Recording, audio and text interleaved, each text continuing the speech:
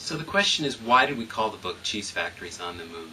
And you really have to start with the misconception about earmarks that is so popular in the media, and I believe most people believe this misconception, in that if we didn't earmark money, then that money would be saved, and that government wouldn't spend the money, and it would reduce the amount of government spending and ultimately the deficit.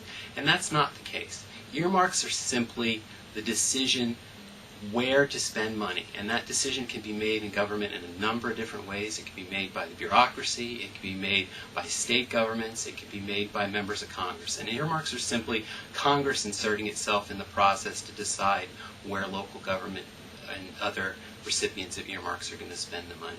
And the title itself, The Cheese Factories, is kind of a tongue-in-cheek way of getting the point across. The quote itself, Cheese Factories on the Moon, comes from former Senator Phil Gramm, who on many occasions, Senator Gramm, a conservative Republican, on many occasions would say that if Congress decided to build a cheese factory on the moon, he would oppose it as a stupid idea.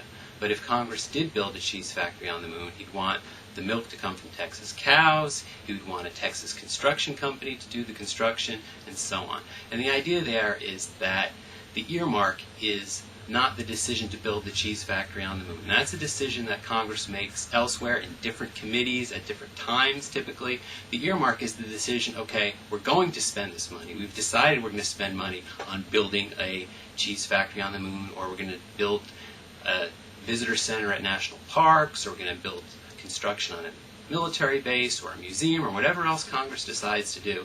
And then the question is, where is that money going to be spent? And it could be determined by a bureaucrat sitting in an office like this in the Department of Housing and Urban Development, or it could be decided by elected representatives of the people, members of Congress. And ultimately, what an earmark is Congress saying, we have some information, we have an ability, we have a responsibility to represent our people, and we're going to insert ourselves in the process, the constitutional process of spending money, where we think it best serves the most people in the country.